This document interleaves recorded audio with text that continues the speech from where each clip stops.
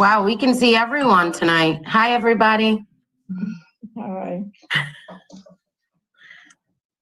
So yeah, I think before you came on, Angela, Tom was saying to make it easier, you're gonna want to make sure that it's on speaker view, not gallery view, because otherwise you do see all the squares of however many people are actually on the call.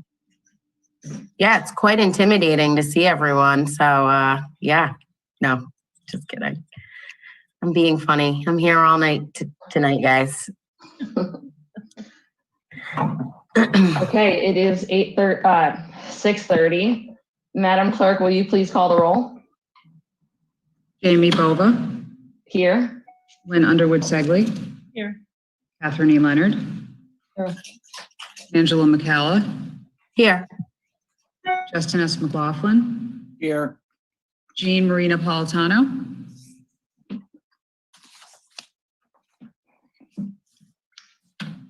She's present. But, Here. okay. And Susan D. Taylor. Here. There is a quorum present, Madam Chair. Please rise for the Pledge of Allegiance. I pledge allegiance to the flag of the United States of America and and to the republic for which it stands, one nation under God, indivisible, with liberty and justice for all. And justice for all. If anyone would like to speak at the Citizens Forum, which is the time at the beginning of the council meeting to speak on any topics that are not a part of the council docket. So if anyone would like to speak at the Citizens Forum, you can raise your hand via the Zoom app, or if you are called in, you can press *9. And so it is the time right now for the Citizens Forum. So if anyone would like to speak for it, this is the time.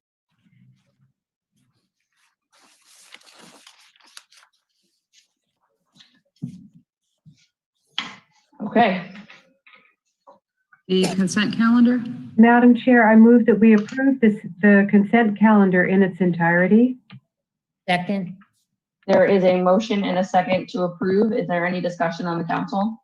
Madam Chair, Councilor McLaughlin? I want to make a comment on something that appears in the minutes. It won't take long if you just allow me to do that. Go ahead. The Rhode Island Turnpike and Bridge Authority's meeting this morning took up the resolution that we passed, which is discussed in the minutes tonight at their meeting this morning. And I recommend to anybody who's interested in that you, Ryan Belmore has it on his website, but you'll find it very interesting, the discussion about the resolution and some of the things that we may not have been as fully aware of. The bottom line is that their recommendation would be that people who are concerned about it should be prepared to go and testify when the General Assembly takes up actual legislation to do this. There are some facts that I think you'll find interesting, but I highly recommended that people go listen to that. Madam Chair, I would agree with Justin. I did watch the meeting, and the legislation hasn't gone in yet, but they expect it to be there by Monday morning. Thank you, Councilors McLaughlin and Napolitano. And I think, we're all keeping a close eye on it. So for members of the public that are concerned about that, definitely be aware that is potentially coming up. Madam Chair, Councilor Segley? I'm just wondering about item G. Have we heard from Hillary Block lately? So I was actually going to pull items G and I for discussion and for discussion and vote outside of the rest of the consent calendar. Is there any further discussion on the consent calendar other than items G and I? Hearing none, I will hold the roll call vote. Councilor Segley? Aye. Councilor Leonard? Aye. Councilor McCalla? Aye. Councilor McLaughlin? Aye. Councilor Napolitano? Aye. Councilor Taylor? Aye. Mayor Bova, aye. The motion passes. Communication from Hillary Block.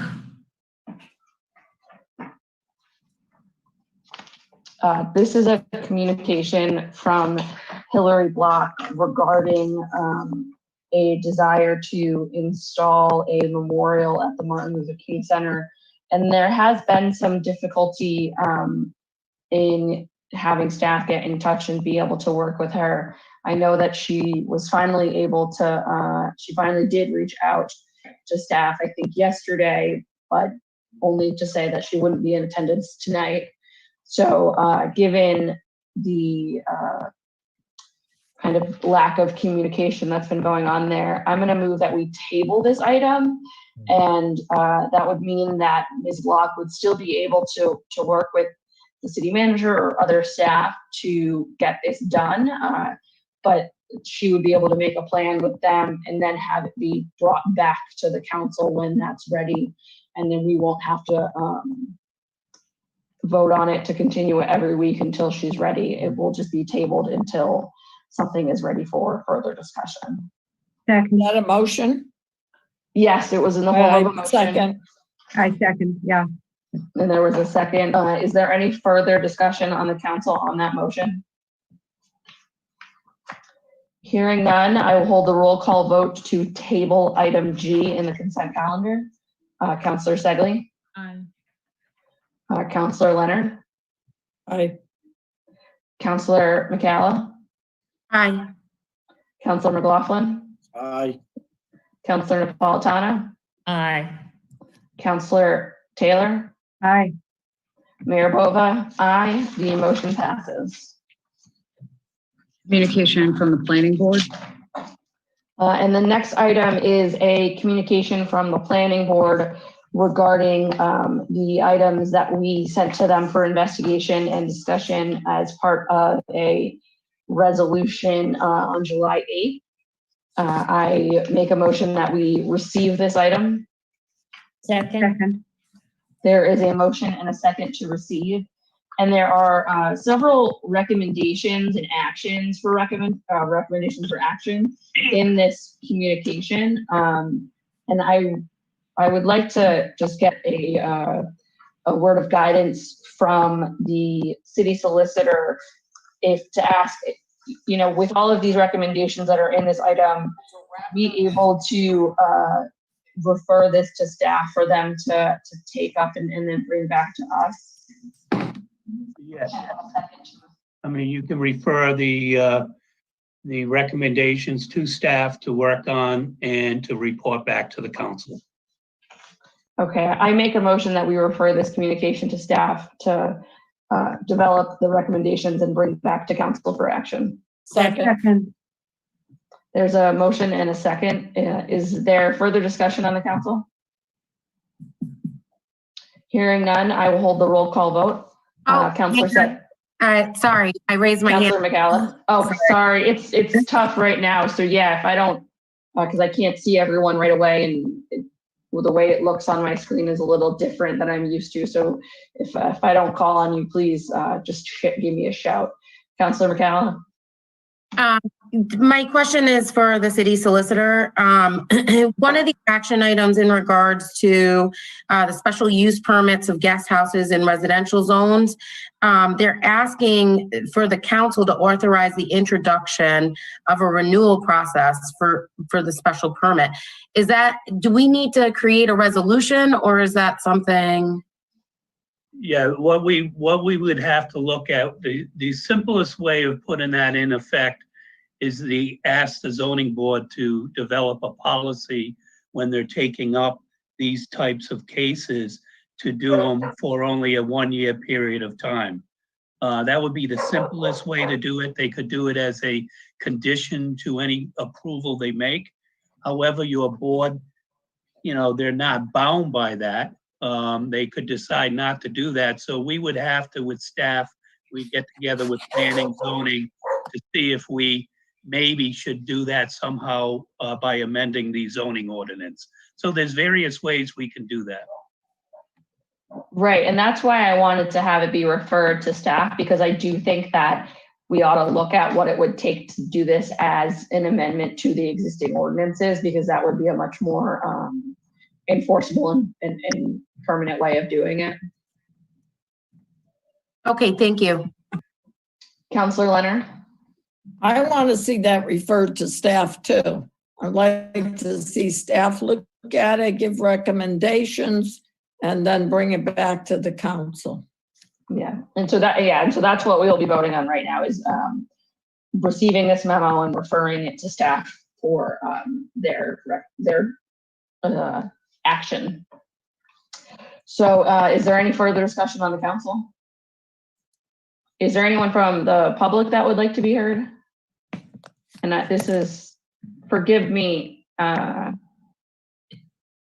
going to ask the communications officer or the city clerk for a little bit of help, because if members of the public are raising their hand, I'm not sure if I'll see them.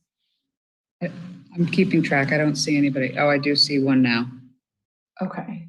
Yes, Jeff Brooks. Hey, everybody. Good evening. Sorry about that earlier. I was on the phone and mixed up. Apologize. I didn't know if you had any questions for me or the planning board earlier where you guys were discussing it again. Really, it was almost 2 hours thinking back on it, on us just slogging through, going over those 3 items and just trying to think of a way on how to better handle it and basically the questions that needed to be asked. But listening to you guys talk about it, it seems like you have it together. Great, thank you, Mr. Brooks. Is there any further discussion or anyone else from the public who would like to be heard? All right, I will hold the roll call vote. Counselor Segley? Aye. Counselor Leonard? Aye. Counselor McCalla? Aye. Counselor McLaughlin? Aye. Counselor Napolitano? Aye. Counselor Taylor? Aye. Mayor Bova? Aye. The motion passes. Application for an annual entertainment license renewal, Class A indoors, Celtica LLC, DBA Celtica 95 Long Wharf. This is an application for a renewal for Celtica's indoor entertainment license. I move that we approve. Second. Second. There is a motion and a second to approve. Is there any discussion on the council? Is there anyone from the public that would like to be heard on this item?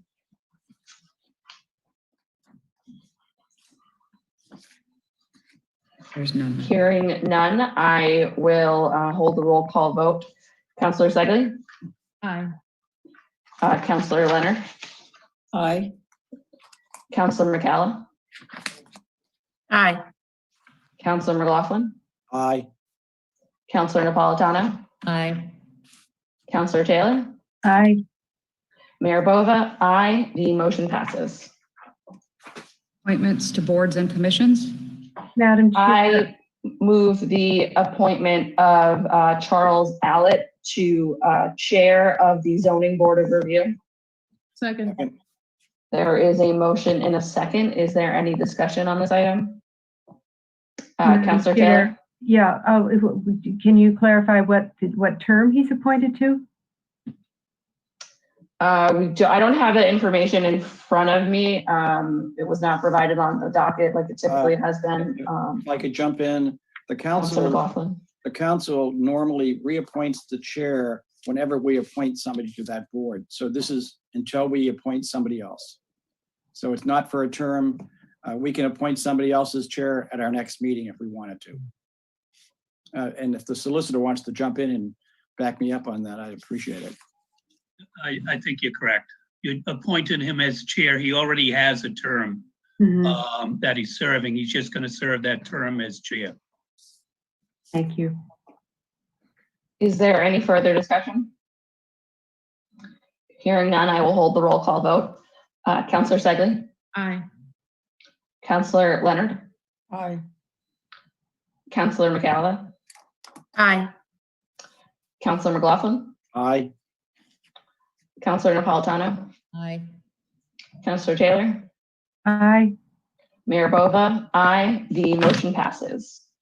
And I make the motion to appoint Bart Grimes and Russell Johnson to the Zoning Board of Review, moving them from alternate members to full members. Second.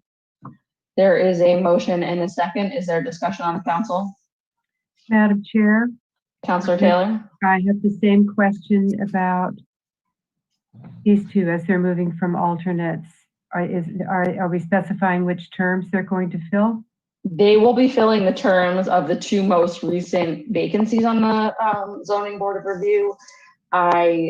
With some of the changes happening in the city manager's office, the new administrative assistant there, I don't think she is aware that we had been adding in the term lengths in the docket when we were putting in the appointees.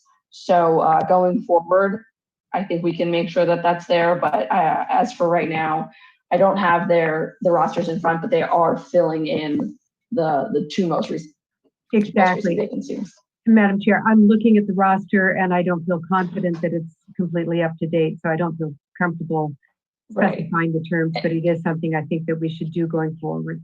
And she is also, that new administrative assistant is working on updating all of those rosters that have fallen off while there was a vacancy.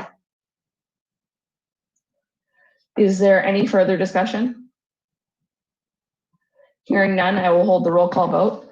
Counselor Segley? Counselor Leonard? Aye. Counselor McCalla?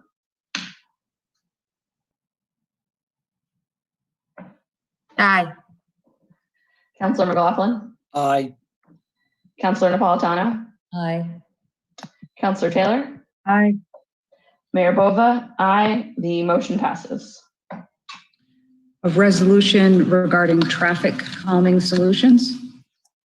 This is a resolution regarding traffic calming solutions that was introduced by Councilors Leonard, Segley, and Napolitano. I will give the floor to Councilor Leonard to introduce.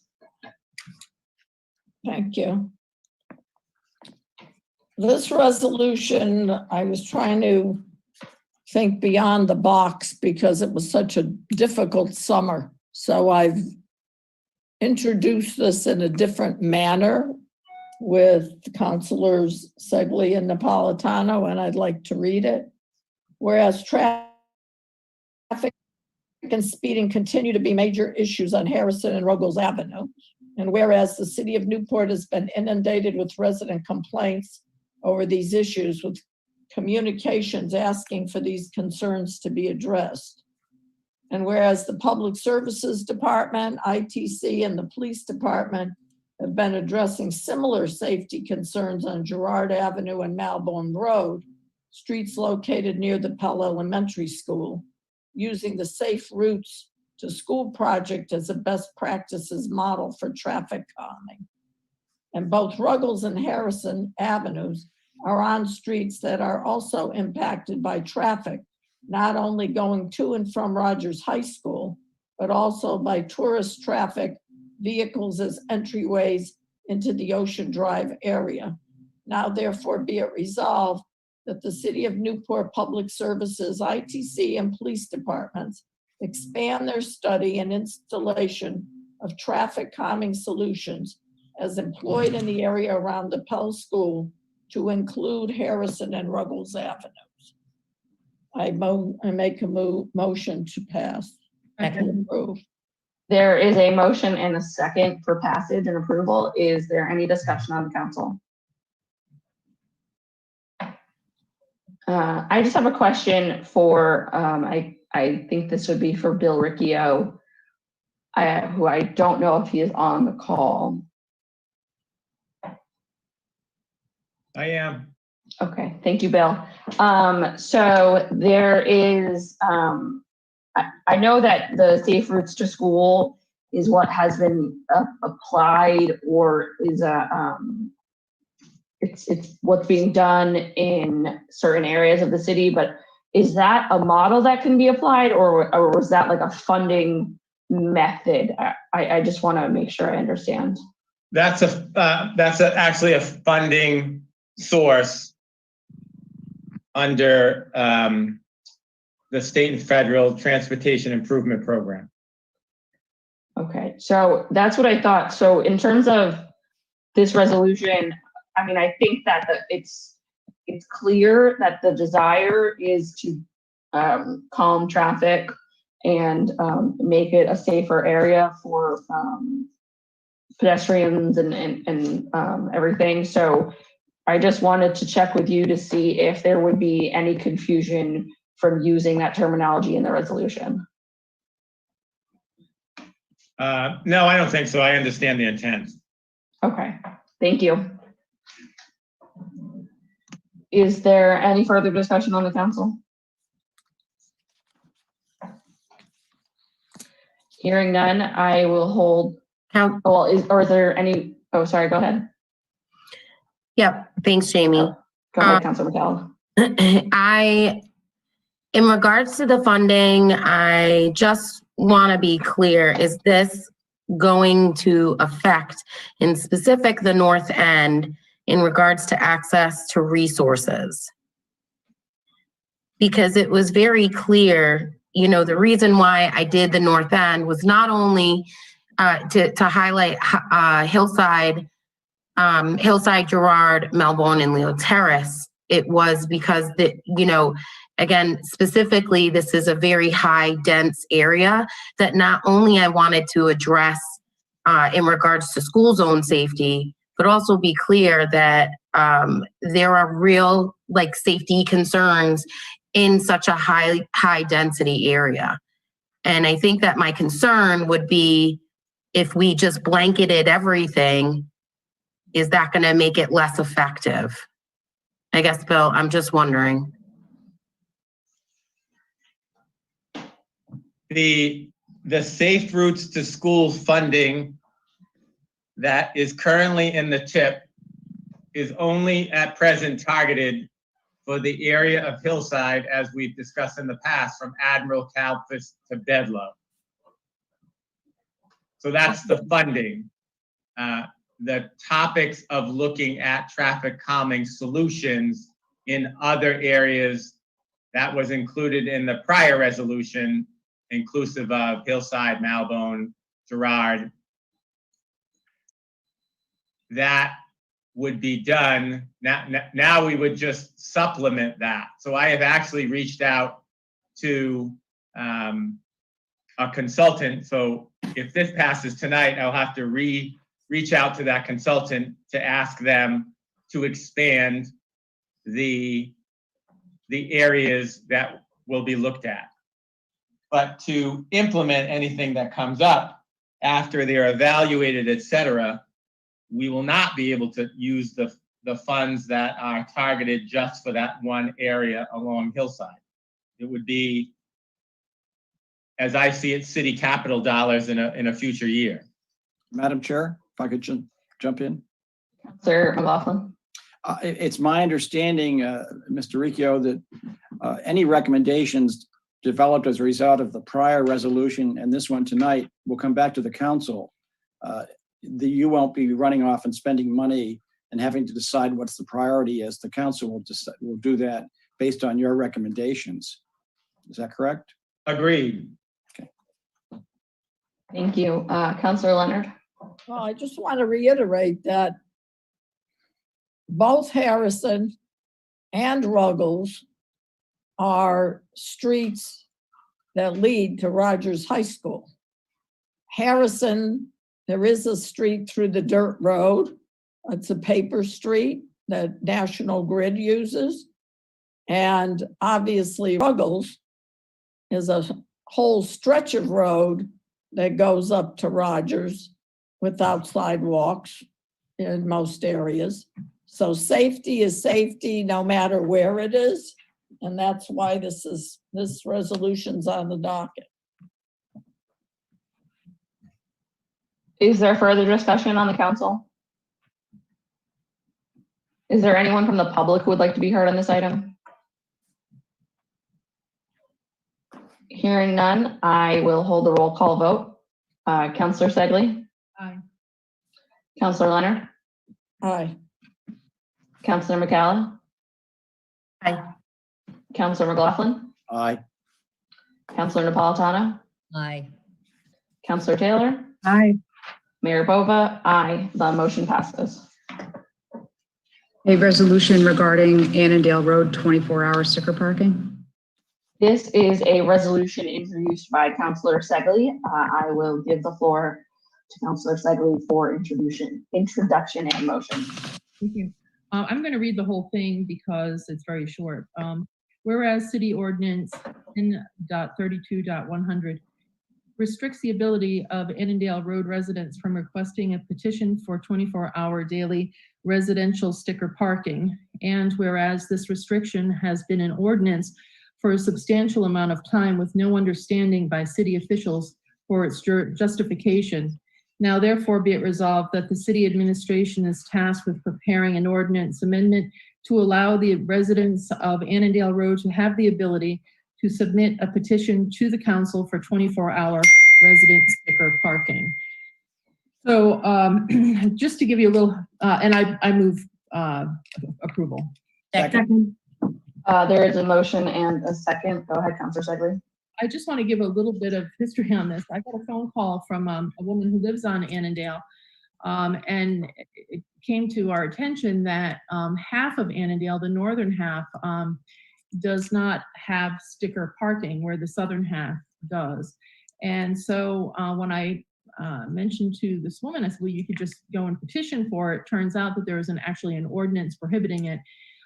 We went through all the hoops trying to figure out why there would be an ordinance prohibiting this, and we just couldn't figure it out. So I would like this to pass so that the residents of half of Annandale will be able to petition the city for sticker parking. Thank you, Counselor Segley. And yeah, I know that a couple of people called me, asked that were confused, saying, why is this the way that the council is giving them sticker parking? And I had to explain, no, this is giving them the ability to ask for sticker parking. So I think that's it's good to make sure that they can do that just like everywhere else in the city is able to. Right. Is there any further discussion on the council? Is there anyone from the public who would like to be heard on this item? Hearing none, I will hold the roll call vote. Counselor Segley? Aye. Counselor Leonard? Aye. Counselor McCalla? Aye. Counselor McLaughlin? Aye. Counselor Napolitano? Aye. Counselor Taylor? Aye. Mayor Bova? Aye. The motion passes. Communication from Turner C. Scott regarding denial of alteration permit application, Newport Country Club.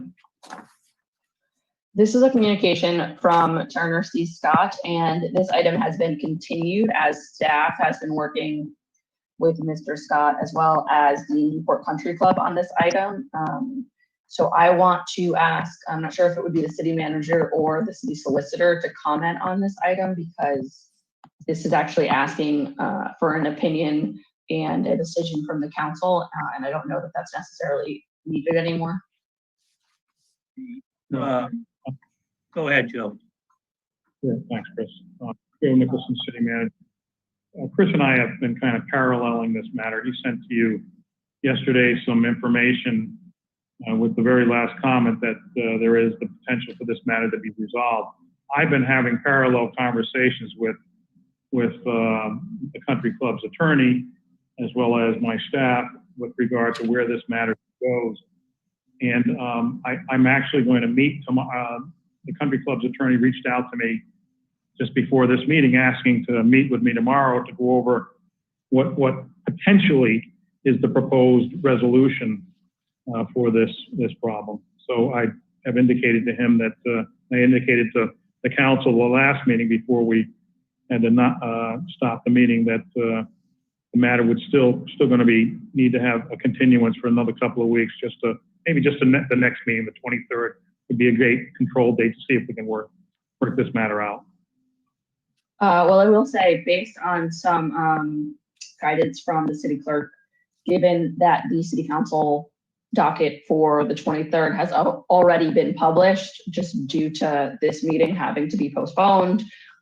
Anything that we continue tonight, unless it's urgent, we should continue to the meeting on, I'm sorry, I have to double check the date.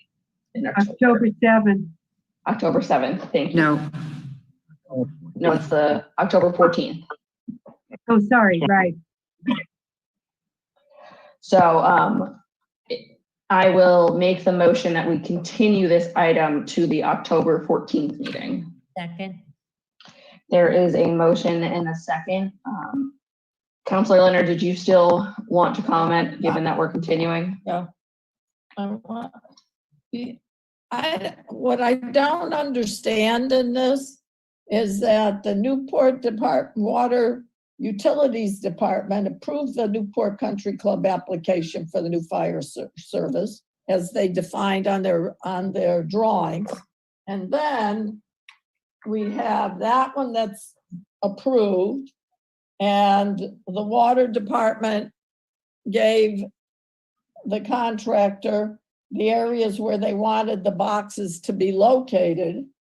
And then after that, we have a denial by the Public Services Department.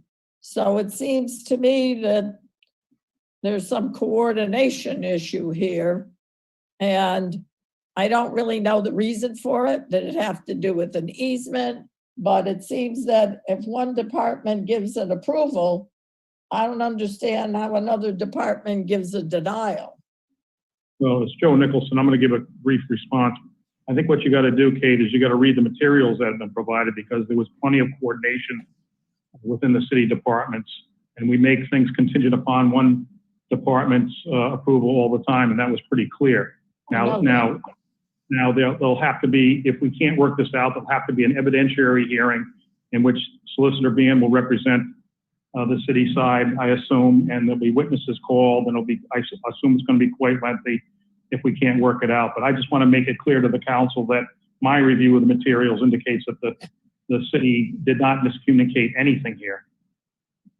But I didn't say miscommunicate. What I said was I couldn't personally understand by reading all this how one department seemed to have one area of approval and another one a denial, which kind of clouded it all up. Well, I think that regardless of the background, I think that the confusion and everything going on there is really what Joe and Chris and staff are trying to work out. No, I know that. I just would like to see it, more clear. So I will hold the roll call vote for the continuance. Councilor Segley? Aye. Councilor Leonard? Aye. Councilor McCalla? Aye. Councilor McLaughlin? Aye. Councilor Napolitano? Aye. Councilor Taylor? Aye. Mayor Bova? Aye. The motion passes. action number 5944. Madam Chair, I move that the city execute the grant agreement and associated notice of grant agreement for the 2020 Rhode Recreation Grant, which has been awarded to the city of Newport in order to receive $100,000 to construct a basketball court at the Abruzzi Sports Complex.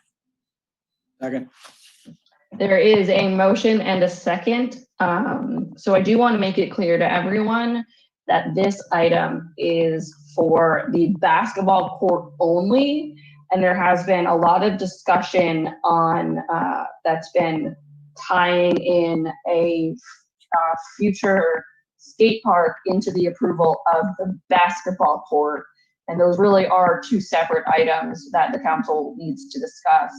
And so what I'm going to do before we get too deep into any discussion is to actually make a motion asking the city manager and the city clerk to organize a workshop with the organization behind the skate park. the Friends of Newport Skate Park, so that there can be a public discussion between that group and the council on the path forward that they see for the skate park, so that there can be more clarity both for this council and for the public in general. Madam Chair, I would second that.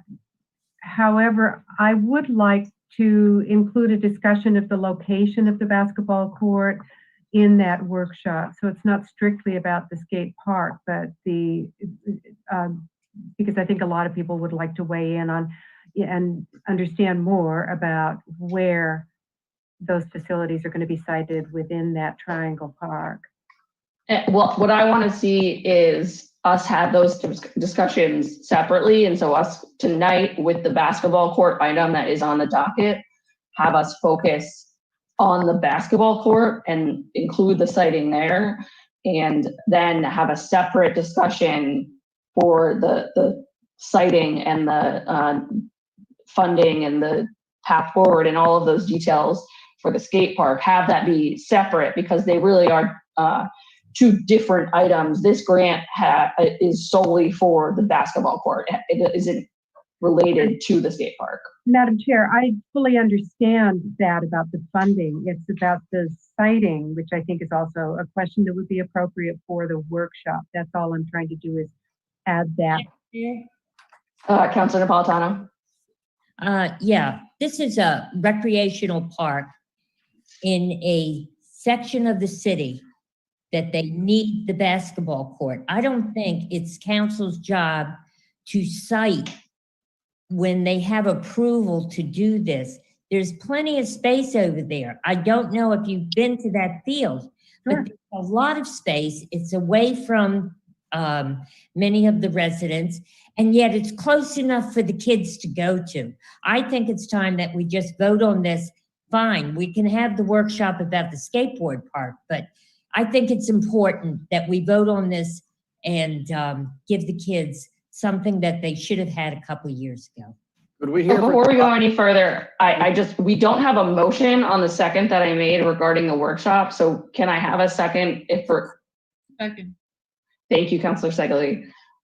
So I'm gonna hold the roll call vote for us to have a workshop regarding the skate park. And then we can have further discussions regarding the basketball court. And I do want us to be able to separate those two items, both for clarity and for our ability to really be able to approve the different items. So I don't know. It's Angela. Councilor McCalla.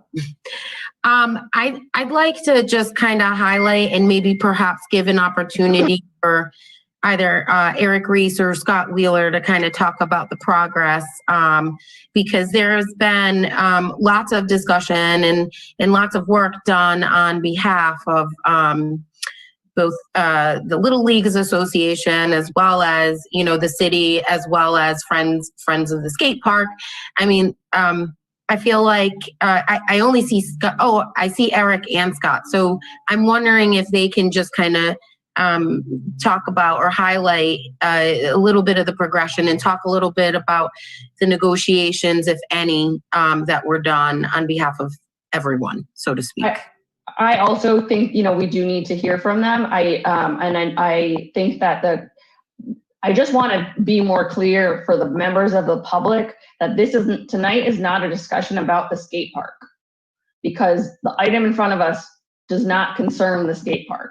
And so that is why I want to have the motion and the passage of the motion to have the workshop on the skate park, and then have tonight's discussion really focus on the basketball court. And that includes the discussion on potential effects on the Little League and the fields at the Abruzzi Sports Complex. Madam Chair, just one more.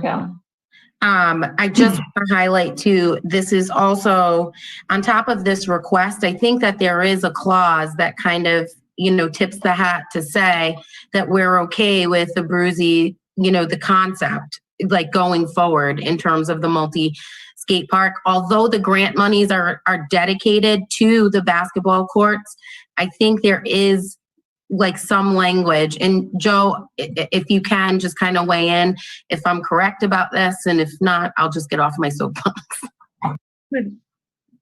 I'll pull your The soapbox, city- right? Yeah, go I think ahead, the most Joe. In terms of your policy decision, is the resolution which resolves that the council approves the Rhode and Recreation Grant Agreement and authorizes the mayor to execute the agreement, it's all centralized on the basketball court, if you will. Yeah, when you read the actual grant agreement only talks about the basketball court. Where the skate park is brought up is in the background, information on the actual request for city council action front page. Madam But the Chair, actual, Councilor Taylor. I've been raising my hand and I fear my voice isn't loud enough, so I'll project. I think all of you know that I've been working on increased recreational opportunities for the kids in the North End since 2017. And I've been talking with Joe and trying to figure out how we can get a basketball court in there. Scott's done great work. The city did great work to apply for this grant. I just want to be clear, but the proposal before us from the city administration, the city manager, is to accept $100,000 for a basketball court. Yes. The council is not going to be deciding where on that field, whereabouts the court will be located. But let me assure you, the neighbors would like to be privy to some of the conversations that I've been privy to with Scott, with Joe, and I've also met with Doug Sabetti and seen the current proposal for the skate park. You know, it looks fascinating, and I think the public, you know, in the North End would really like to be part of a workshop that isn't limited to just the skate park, but where they can express their views about the basketball court, the Little League, and all of it. And tonight, I came to the meeting myself with the understanding that the narrow question before us tonight is receiving $100,000. And, you know, can I just say my hat's off to the city for winning that grant? Yes, and I think that, you know, sure, when we have the actual workshop, it will be concerning the Abruzzi Sports Complex. So naturally, that will concern any and all recreational fields or courts or anything else that currently or in the future would be sited at the Abruzzi Sports Complex. And that's why I want us to have that workshop. And once we pass the motion to have the workshop, that the whole point is to then have the discussion tonight with the approval of the grant to talk about this basketball court. So I know that there's more council comments. I'm going to just hold the vote for the workshop. And then there's still plenty more time to talk about this action item and the approval of the grant.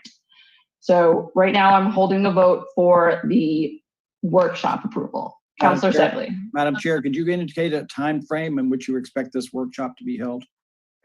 I think it can be held in the next 3 to 4 weeks. So in the month of October, before the end of October. Yes. Councilor Sedley, how do you vote? Aye. Councilor Leonard. Aye. Councilor McCalla. Aye. Councilor McLaughlin. Aye. Councilor Napolitano. Aye. Councilor Taylor. Aye.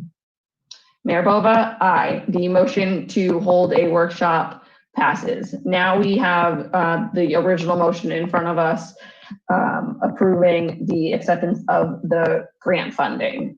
And I know that there's been a lot of up and downs with hands. The only hand on the council that I see up right now is Councilor Leonard, so I give the floor to Councilor Leonard. The reason I raised my hand is I commend the city for getting the grant. I think that's really a good thing. I think recreation is really needed in most areas where kids don't have ample recreation. I think one of the issues that compels me to say we should have a workshop is that the area is a big area, but there are different types of sports that people have used it for, are looking forward to use it for, and therefore we have to be able to make sure that we protect the Little League when we install this, so that Little League can still meet its goals, and to do the skateboard park. And then there was a request for the T-ball, I guess, field has been part of it. I think we need to understand, can all these activities be accomplished there, and where is it, so that at the end of the day, all the people who use it feel comfortable and they're happy with what the final solution is going to be. Thank you, Councilor Leonard. I agree that is precisely why we need to have the workshop, is to ensure that we are able to adequately provide our residents with the recreation activities that we need. Councilor McCalla. I'd just like for Scott Wheeler as well as Eric Reese to talk a little bit about what the city has done in regards to this action item. Thank you, Councilor McCalla. You took the recommendation right out of my mouth. So I don't know whether Scott or Eric would like to start off, but if either one or both of you could give us some more information, it would be much appreciated. Scott Wheeler here. I'd be happy to start.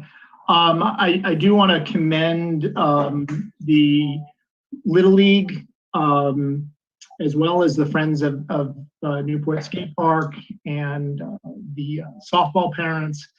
We have had many meetings. We had a meeting of the Tree and Open Space Commission where when the original proposal was presented, and the league has been very willing to meet with us. We've had meetings at the Abruzzi Sports Complex. We had a meeting at Braga when that was under consideration. And just this past Monday, they met with us at the Murphy softball field. Excuse me. So we've been really adamant from the city perspective that we fully support Little League. We've built new complexes in not fairly recent times at Maple Avenue and King Park, and continue to support them. And we want to make sure that as part of this re-envisioning of the Abruzzi Sports Complex, that we don't shortchange the coach pitch or T-ball. I am pleased to say that following our meeting on Monday at the Murphy Field, we have a softball diamond there that hasn't had any programming for over 10 years. And it's a very large space, lots of room for the kids, and with relatively modest improvements that are needed regardless, we can improve it in such a way that could be supported by the Little League. They did, the board did vote that they would support the use of the Murphy softball field in its current location with some improvements, rededicating it to be Michaud Field. They have some needs as far as storage, but we're very confident at this stage that we could go forward with this proposal to locate a basketball court to ensure that there's year-round programming at the Abruzzi Sports Complex, and we meet this critical need identified in the open space master plan for additional basketball courts without overly impacting. There is some hope that by locating T-ball and coach pitch on the southern end, that potentially that could help with recruitment. Certainly the Little League would be happy if nothing changed. But that said, they've been very willing to work with us to envision a change. And they certainly also want to be very involved with the development of whether it's a memo of understanding or some agreement with the Friends of the Skate Park, because there'll be many aspects of that to ensure that they can cohabitate on that site like we envision and not have conflicts in the future. Thank you. And, I want to give the council opportunities to ask questions of Scott Wheeler. But I also, I do think that there are many members of the public that would like to be heard on this item. So unless anyone from the council has questions right now for Mr. Wheeler, I would like to move it to the public. Okay. Like Doug Sabetti. Mr. Sabetti, can you please introduce yourself with your full name and address for the record? Doug Sabetti, 63 Morrison Avenue, Middletown, Rhode Island. I just want to say on behalf of Friends of Newport Skate Park and our over 1,000 member supporters, we really encourage the council to approve this grant that will hopefully pave the way for the long-awaited location of a skate park in the city of Newport. And as Scott Wheeler mentioned, we've been working with them closely. We had a design. We met with Little League. They didn't like it. We modified our design to what they wanted. So they were satisfied with that. And we really look forward to a workshop, and hopefully we can have it soon, because we're really excited to start fundraising to bring the skate park to the city of Newport. Thank you, Mr. Sabetti. And we look forward to the workshop as well, and hopefully we can get that scheduled as soon as possible. Next, there's a phone number ending in 4327.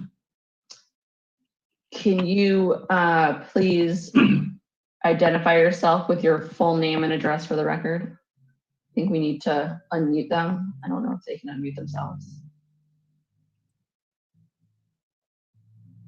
Hi, my name is Jennifer Jackson. I live at 38 Dudley Ave. How is everyone? Hi, Jennifer. Hi. So I am going to play a dual role as a resident of Newport, and also I am part of the Newport Little League board. Like Scott said, he said everything to a T. We are in agreement to, as long as we can move our field down to our T-ball field down to Murphy's Field, and still continue to fix Bragger with their issues, that we are totally in support of it.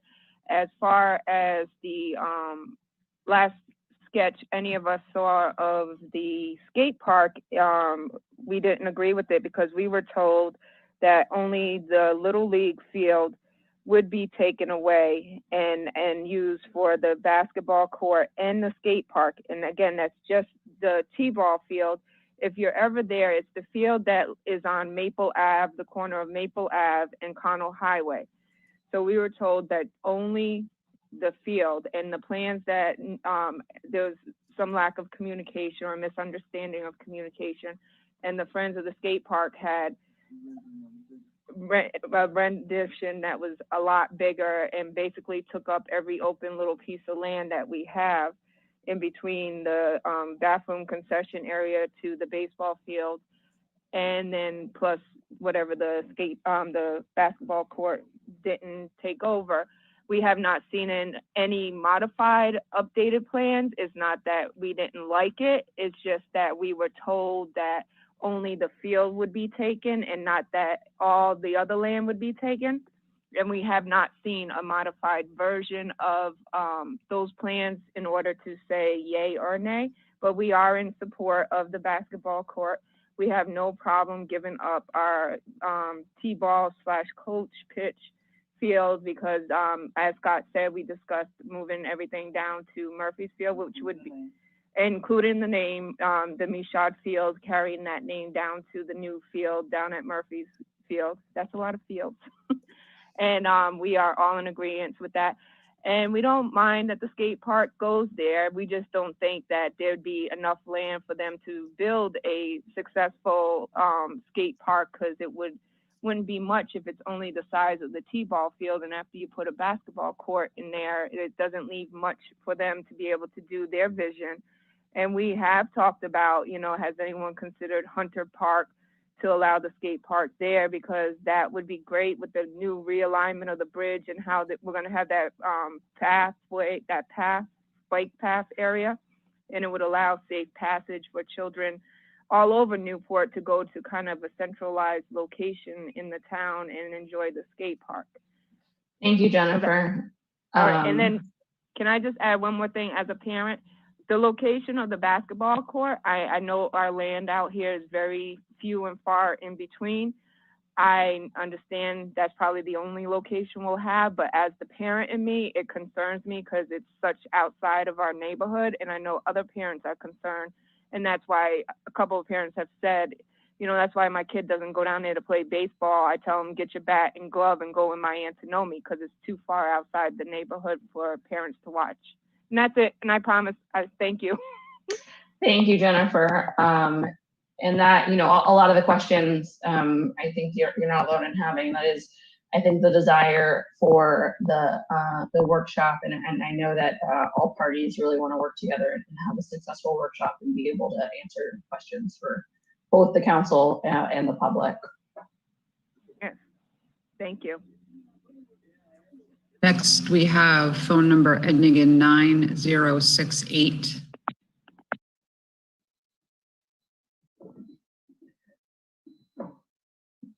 So can you please introduce yourself with your full name and address for the record? Hi, my name's Rex LeBeau, and my pronouns are they, them, theirs. I live at 118 Ruggles Avenue. Yeah, so I'm excited that there'll be a workshop on this issue. I think that'll really help get some public input and get some questions answered. I guess my my concern is, and that I would love to see addressed, would be non-digital ways of advertising that workshop, especially in the North End. The digital divide is really is real, and just not everyone has the ability to say access Zoom or hear about things over the internet. So if there were other ways, like maybe newspaper or local access, maybe radio, just ways to get the word out that that's happening, that doesn't just rely on websites and Facebook, that'd be really great. Thank you. Thank you, Rex, and we'll definitely make sure that we look at broadening how we advertise. Next, Lexi Yarrow. Can you please introduce yourself with your full name and address for the record? Hi, I'm Lexi Yarrow, 110 Alminal Terrace. I actually live in Portsmouth. I'm also speaking on behalf of the Friends of Newport Skate Park. I've been skating for 5 years now, and I always have to travel, and it really just like, it sucks.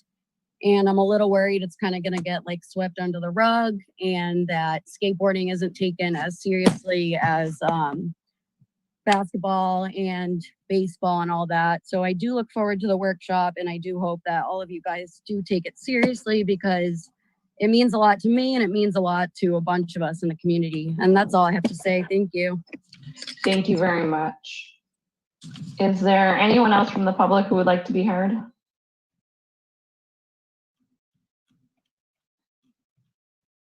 Is there any discussion on the council? Oh, there is another member of the public. You're only identified as Galaxy S9. Can you state your name and address for the record?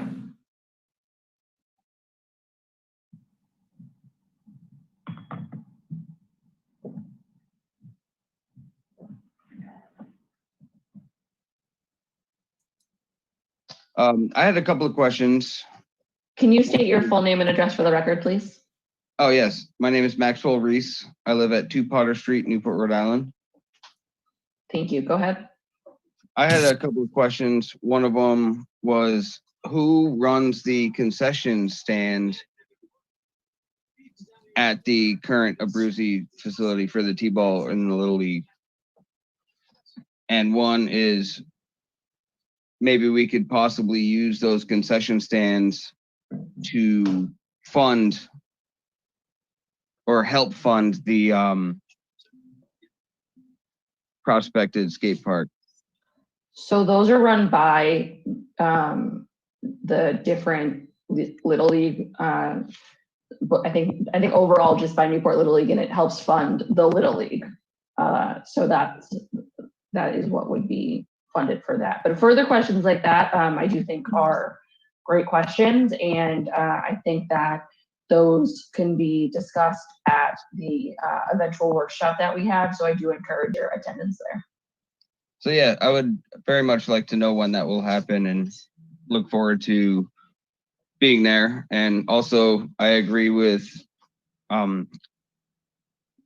gentleman who talked about using different forms of media to advertise this workshop and the Friends of the Skate Park stuff instead of just using Facebook and online media. Perhaps we can put up some signage in town, put it in the newspaper as well. Thank you. We will definitely be looking at all different ways to advertise, as we always do, and all workshops and council meetings are always placed in the newspaper.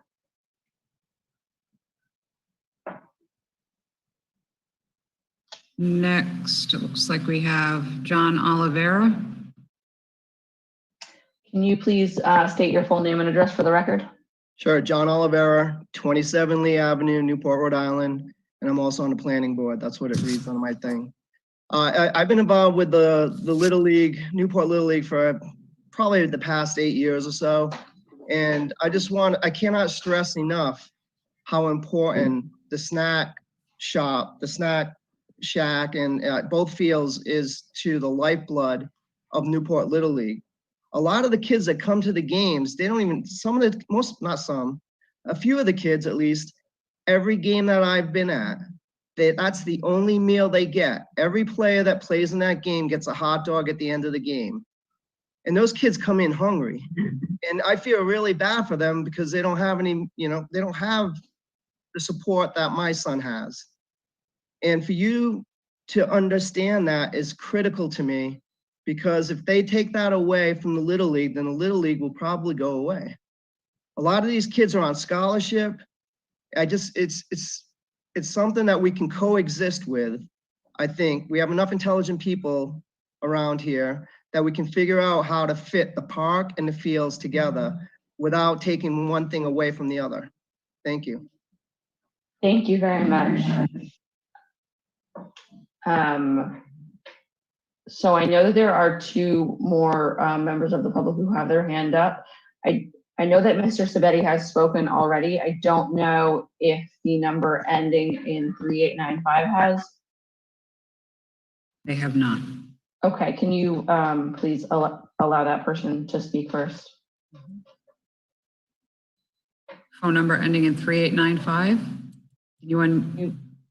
There you go. Can you please identify yourself with your full name and address for the record?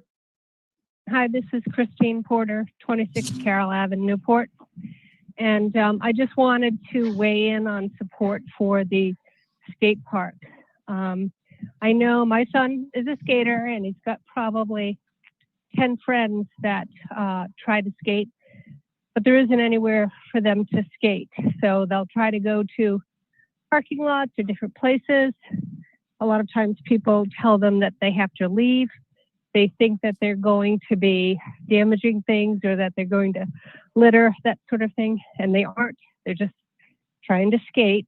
And you end up having to take them off island to go to a decent skate park, which is really ridiculous that on Aquidneck Island there isn't a decent skate park. And I understand the softball and baseball, it's very big here, but at the same time, so is skating. And I think that if you don't have a spot for these kids, it's really detrimental to us. I think we can have both of those items at the same time. It isn't just the softball that's going to, or baseball, the Little League that's going to win out. I think we really need to have a park for the kids because, again, no one wants them in their neighborhood. Everyone thinks that they're hoodlums or they're going to break stuff, and they just want to skate. And I think they get a bad rep sometimes. Some people think that skate parks are a bad thing. They aren't. They're a good thing. And I think we really need to make sure that this park gets made, especially since we lost the park at First Beach. Thank you. Thank you. And I do want to reiterate that tonight, what we're discussing and voting on is not the skate park. There is nothing that we are voting on tonight that really affects the skate park one way or another. What we're discussing and voting on is the basketball court.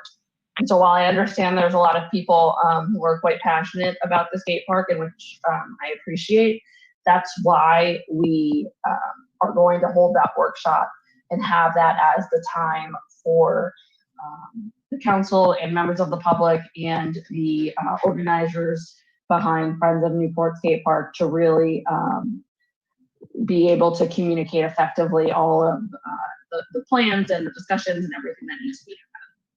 So at this time, I'm going to close the public comment period on this item and bring it back to discussion on the council. And is there anyone on the council? Is there any further discussion on the council? Councilor Leonard? Yeah, I just want to make one other comment. This funding, I think, to accept it and help it as part of more recreation for youth is a very good thing. I think that when this discussion becomes public, we should also discuss elements of how, I know we talked about the concession for a few minutes. I can tell you that at King Park, I watched the concession there be built, the building, with the hands of the parents who were Little League parents. So they actually built it with their own hands. And that's why I think that people cherish it and work with the kids and make sure that the kids, you know, do get some food at the end and recognition for what they do. So I think that we can all work together and hopefully different elements of recreation will go to the youth. Thank you, Councilor Leonard. Is there further discussion on the council? Okay, hearing none, I will hold the roll call vote to approve this grant item. Councilor Segley? Aye. Councilor Leonard? Aye. Councilor McCalla? Aye. Councilor McLaughlin? Aye. Councilor Napolitano? Aye. Councilor Taylor? Aye. Mayor Bova? Aye. The motion passes. Madam Chair, I move that we adjourn as council and reconvene as Board of License Commissioners. Second. There is a motion and a second. I will hold the roll call vote. Councilor Segley? Aye. Councilor Leonard? Aye. Councilor McCalla? Aye. Councilor McLaughlin? Aye. Councilor Napolitano? Aye. Councilor Taylor? Aye. Mayor Bova? Aye. The motion passes. The consent calendar. Madam Chair, I move that we approve the consent calendar in its entirety. Second. Okay. There is a motion and a second to approve. Is there any discussion on the council? Hearing none, I will hold the roll call vote. Councilor Segley? Aye. Councilor Leonard? Aye. Councilor McCalla?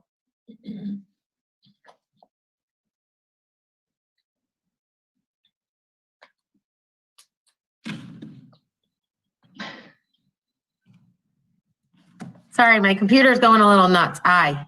Thank you. Councilor McLaughlin?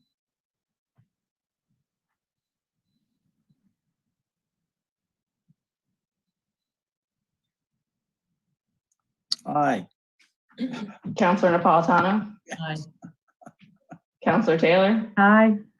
Mayor Bova? Aye. The motion passes. And Madam Chair, I move that we adjourn as Board of License Commissioners and reconvene as council. Second. There is a motion and a second. I will hold the roll call vote. Councilor Segley? Aye. Councilor Leonard? Aye. Counselor McCallum. Aye. Counselor McLaughlin. Aye. Counselor Napolitano. Aye. Counselor Taylor. Aye. Mayor Bova. Aye. The motion passes. So thank you. The final item that we have on the docket is the COVID-19 update from the city manager. So I will hand the floor over to Mr. Nicholson for this update. Thank you, Madam Chair, members of the council. I'm going to jump out of order here. The superintendent has been waiting patiently. A third meeting we've had her on, and she hasn't gotten more than 3 sentences out because of some malfunctions we had in the system. So I'd like to actually turn over to her so you can hear from the superintendent how things are going with the opening of the schools. Colleen, if that's possible, Madam Chair. Yes, please. I would love to. I think we all would love to hear from the superintendent. Thank you very much, Mayor Bova. Thank you, City Council, and thank you, City Manager Joe Nicholson. Yes, so we started this week. The governor gave us the green. I have back. Should I keep talking? Joe, can you mute yourself? Okay, please try again. All right. So the governor gave us the green light on Monday, and schools opened on Monday. We had some children come in, a small population on Monday, and the rest of our children were on distance learning with their computers, meeting their teachers, learning how to use the computer, learning their schedules, getting rituals and routines set up for the up and coming year. On Tuesday of this week, we had approximately over 500 students and enter into the school buildings.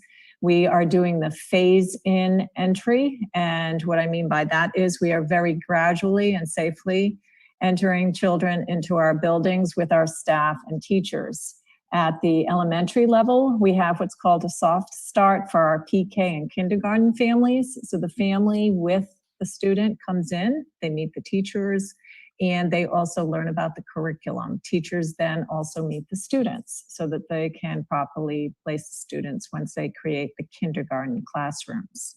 Also, we have grades 1 and 3. And if you remember, Pell has 2 wings.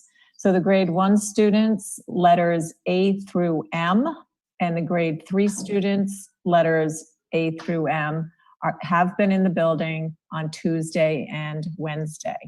We're doing the same thing over at Thompson, whereas just grade 5, the transition grade, is entering Thompson Middle School. And in order to return them safely and abide by CDC guidelines and Rhode guidelines as far as the 6 feet and the social distancing, we have students A through M coming in grade 5, Tuesday and Wednesday, and N through Z on Thursday and Friday. Thompson will remain in a hybrid schedule for the entire year until the CDC Rhode guidelines are lifted. The same will go for Rogers High School. Rogers has just, this week, will have grade 9 only, and they had on Tuesday and Wednesday, they had all grade 9 students A through M, and then N through Z will enter the building on Thursday and Friday. Mondays will be social distance, distance learning for students grades 5 through 12 throughout the COVID, I'll call it school days. And again, until CDC or Rhode guidelines are lifted, that will remain the same. Next week, students in grades 1 and 2 and 3 and 4 will continue the same pattern they did this week. As far as entering the school, they'll be split on Tuesday and Wednesday, A through M and N through Z. And at the middle school, next week, or week 2, we'll bring in grade 6. So grade 5 and 6 will be in the building in the second week. At Rogers, we'll be bringing in the sophomores next week. So grades 9 and 10 will be in. In week 3, all Pell students, 1 through grades PK through 4, will be at Pell Elementary School, those that opted for in-person learning. And we love acronyms, so we call that IPL, in-person learning. And then for the middle school, they will be in and they will continue in that hybrid mode, but all 5 through 8 will be in that building during that week. So we'll gradually get them in. And then for the third week at Rogers, we'll start to have all students in grades 9 through 12. And we will follow the hybrid model of A through M and through Z. For students that are in distance learning, at Pell Elementary School, we have 209 students that opted to do distance learning. We have 518 students that will be present in the building. At Thompson Middle School, we have 203 students as of this time that have opted for distance learning, and 413 students will be present in that school. And then at Rogers, we have 175 students that opted for distance learning, and we'll have 528 students in at Rogers. Population-wise, we have, let me take a look at that. Yes, population-wise, we have 727 students that will be at Pell Elementary School, 616 at Thompson this year, and 703 at Rogers High School. We're starting to see a trend, actually, where more students are entering in at our high school level, actually either coming from private school or other schools, and they're entering our CTE programs or entering our high school. I want to, at this time, also bring you up to date that we've had improvements over at the Pell Elementary School with expanded parking. And I want to thank Tom Harab for all his work working with Mr. Young. And I also want to thank Scott Wheeler. Both men have been wonderful as far as supporting the schools through the summer projects and helping us to get ready for reentry. I'd also like to thank Scott Wheeler for helping me with signage and working with Save the Bay as far as getting the signs over at Rogers ship shape and trimming those rain gutters, to me, that look like a bunch of weeds, to make it look at least decent for the grounds. So I want to thank Scott for all his extra efforts there. I also want to thank this week the Newport Police Department, Chief Silva, and his crew. Adam's there on the every day for our students. Josh is over at Rogers, and Mary Scott does visit us at Thompson Middle School in April. They've all been wonderful. Traffic control is something we're still monitoring at Pell, and we've actually switched it up. If you're familiar with the traffic at Pell and how the buses come in, they are not coming in along the sidewalk. We're actually pulling the buses into the parking lot, and they're going through the parking lot, and we're having the pickup by parents right by curbside. So we have that going on right now.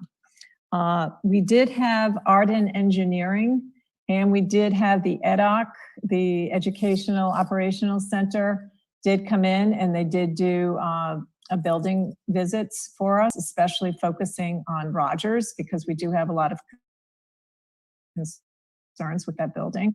One of the mitigation factors, as you are aware, is the importance of air ventilation.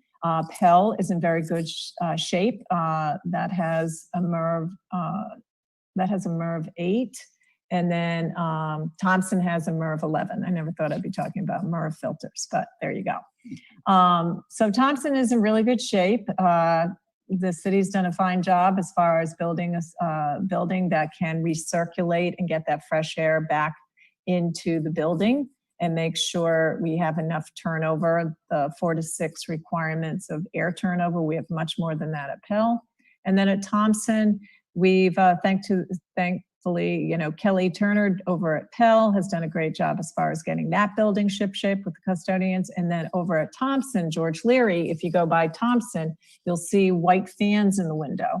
And George Leary and the custodians there, in order to improve the air ventilation and to get those rooms up to conditions that are more favorable as far as air ventilation and meet the requirements. We have those vents in the windows now. At Rogers High School, we have no HVAC, as you may or may not be aware. So there were some concerns, and thanks to Mr. Young, and I will say the governor's office helped us out, and the EDOCS area, as far as getting an engineer down here from Arden to make sure that the building was safe and that the mitigation procedures we have put in place in there, as far as box windows in the fans, box fans in the windows, circulate and turn over the air enough with an additional fan over by the door, more than exceeds what is necessary for that air ventilation. Now, if I'm boring you, I'm sorry. These are the updates I have. So here we go. Anyways, I want to also thank the fire marshal. He's already been through Rogers for us, because we do have some areas we wondered about, some doors, especially in the interior quad, and we're going to keep that area secure so it's not exposed to other areas. But he's helped tremendously. He walked through the building on Monday with Mr. Young, our acting facilities director there. So I want to thank, it's really been a true team effort as far as getting the buildings ready. We do have meal distributions. Those logistics have been set up, and I want to thank the community school. That partner is helping us deliver meals for those families that selected distance learning and that are also eligible for meals. So we are making sure our students and families do get their breakfast and lunch, and we will continue that throughout, at least through December 31st. We did, as a city, and advocated through the state of Rhode Island and directly to the federal government and our representatives to get a waiver to enable that to happen, because the school lunch program prohibits delivering any school lunches once school officially starts. So we have that waiver at least until December 31st. And if we do have to prolong, we are now starting another initiative to see if we can get extended till June 30th, just to be prepared in case. We have specific protocols in place. We have our plans in place. We sent out notice today. We did have one student identified at Pell Elementary School as a probable. That does not mean the child is a confirmed case. It is following the guidelines that have been set by Rhode. So the governor has set up a specific testing site for school employees, school staff, students, and their families over at CCRI. So we took the appropriate protocols. We alerted Rhode. Our nurses are fantastic. They know the protocols.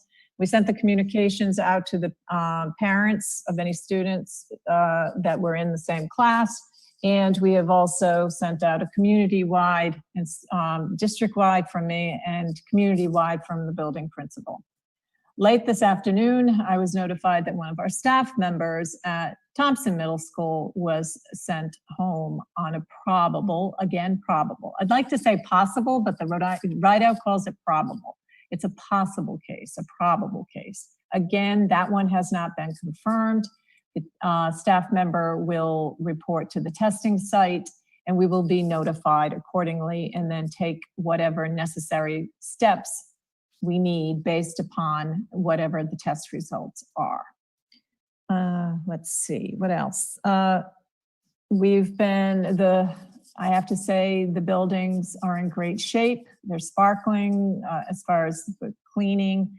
We have been using the COVID money to be able to address some of the expenditures we had. As I've been sharing, and hopefully we will continue to have meetings with city manager and city finance director just to keep everyone aware of what's going on in our schools. We do have the funding of the CRF funding. The school department did receive $953,000 on that.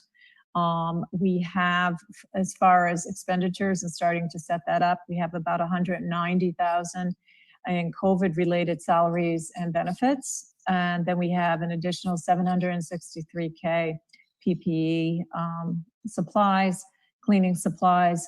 We have purchased special foggers that, for instance, in this case, when we've had a probable cause, we had to, at Thompson, we shut down 2 classrooms, those for 24 hours. You allow the droplets to fall, And then our crew will go in with the foggers. We relocate, and tomorrow's the B group is going in, so N through Z. So those children will be relocated to another classroom in Thompson tomorrow.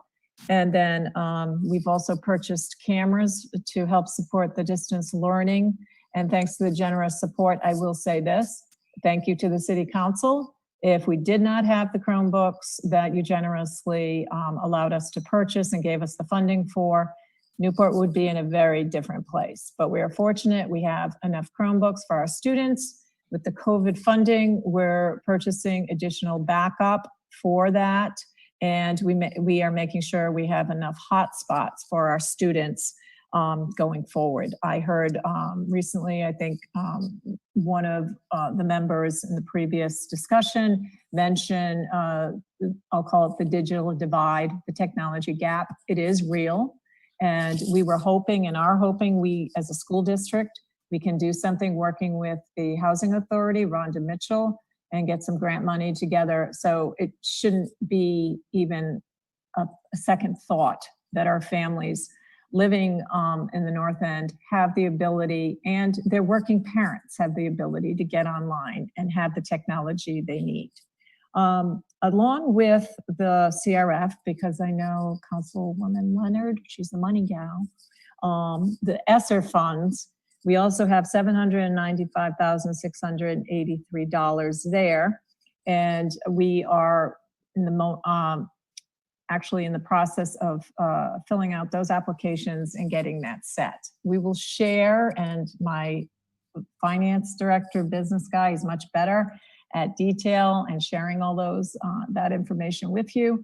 But again, we will continue to work with the city manager and the city finance director as far as updates and just keep everyone informed on what we're doing. Concerns, transportation.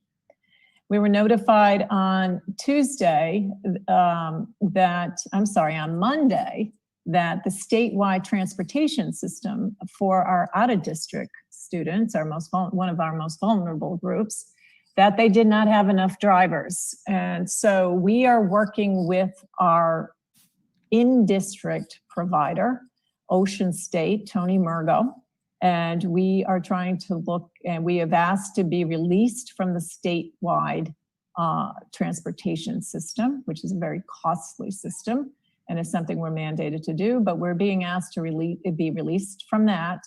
And then we want to work with Tony to get a better, less costly ODP transportation for our students. So we're working on that. We'll hopefully have that in place soon.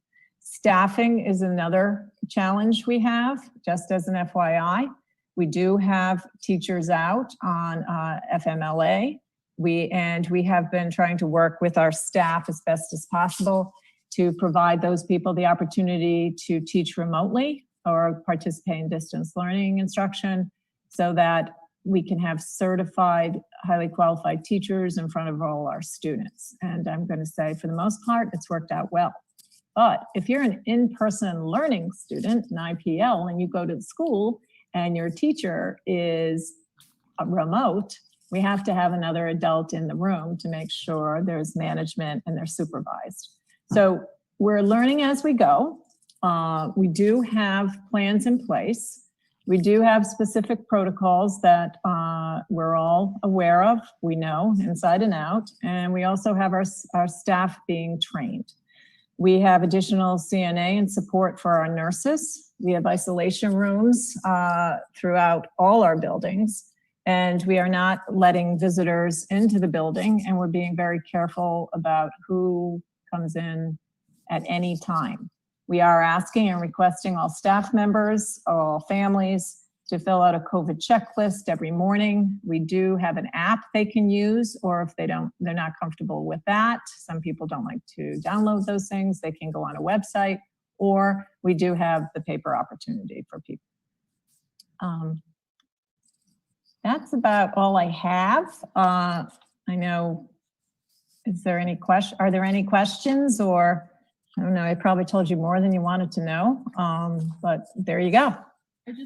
I have one question for you, Tom. Sure. And thank you for that really comprehensive report. I mean, things you have to think about in this are amazing, and it's mind-boggling. I just wanted to just clarify the guidelines for a probable case. So what you do is you have to contact the parents to say that, hello, there's a probable case in the class. It got into, I don't know, somehow it got onto Facebook about there being a probable, and then some people seem to be upset that, it was just probable, are we scaring people, that sort of thing. But if that's part of the guidelines, I can see that there's really no way around that. Right, that's the terminology, and I agree. That's why I'm saying possible, it's probable, it's not confirmed. But Rhode uses the term probable and confirmed, and in the guidelines they give us, that's the terminology. But and then it has to be made public.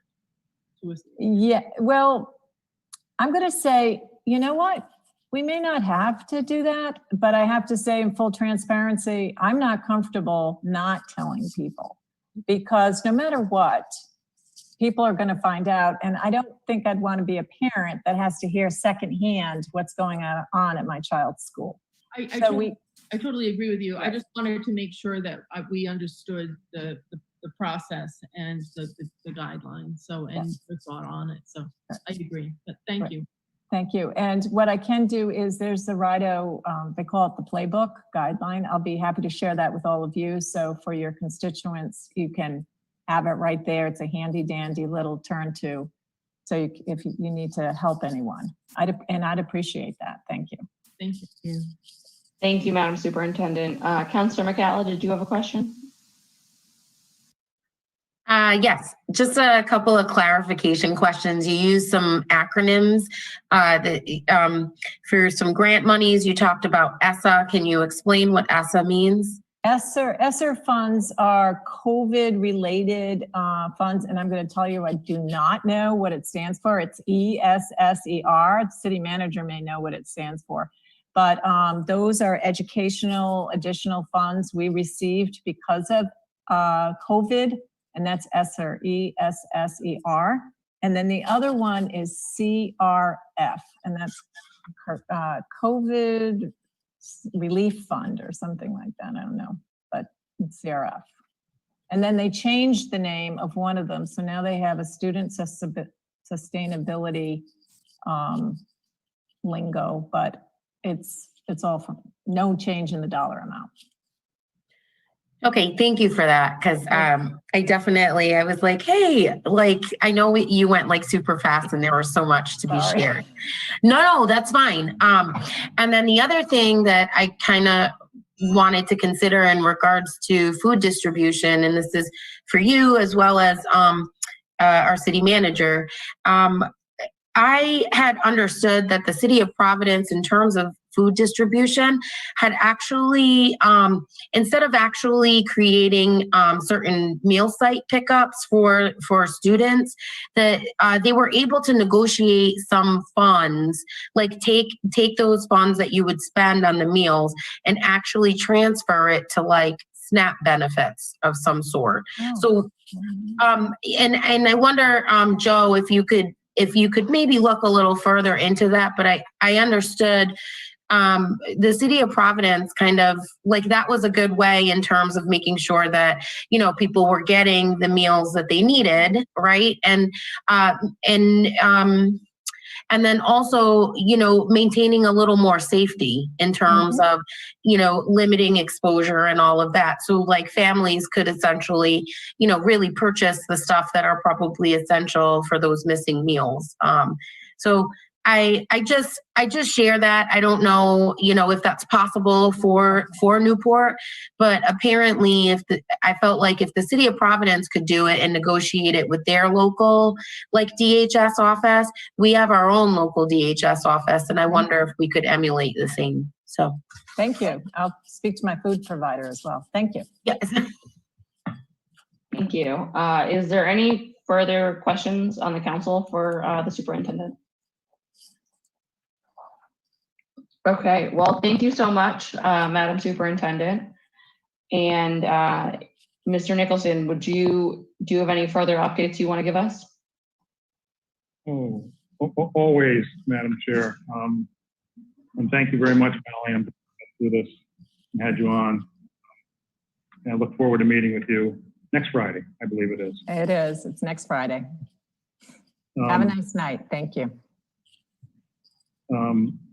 As always, I like to just reflect on the numbers with the council. And, you know, there was a time here in which the numbers were somewhat, you know, just, I don't know if I want to use the word usual or I went through the motions and reciting the numbers, but I am concerned now about the numbers.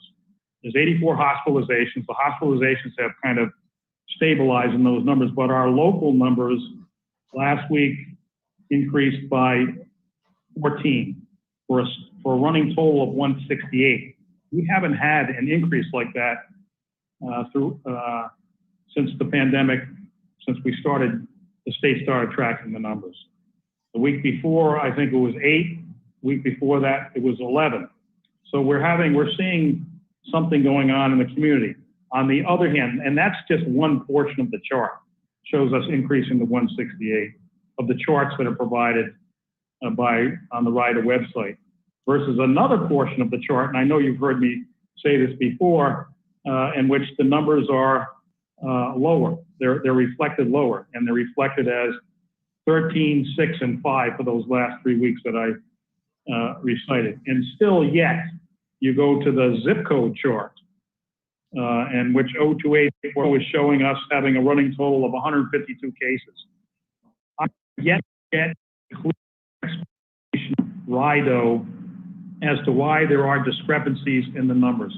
I have asked a number of times, and just yesterday, they indicated that they would get back to me and that they understand at least my questions and that they would resolve why there are discrepancies in those charts.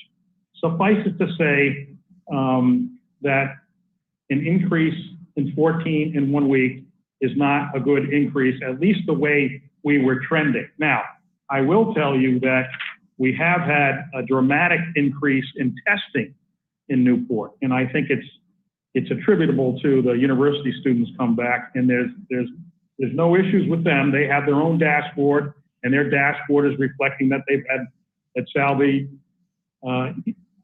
has had 1 positive cases out of the 2,500 students that they've tested over the last couple of weeks. But it's still disconcerting that we have an increase of the numbers, and it's a Labor Day, and the governor did warn everyone, and we warned everyone, and you warned everyone with regard to the activities over Labor Day.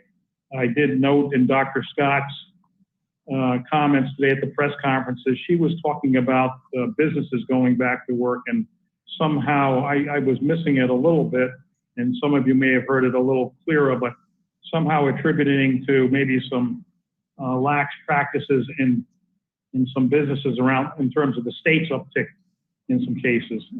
And I know that's a concern, but I'm concerned locally. We just got to keep an eye on it.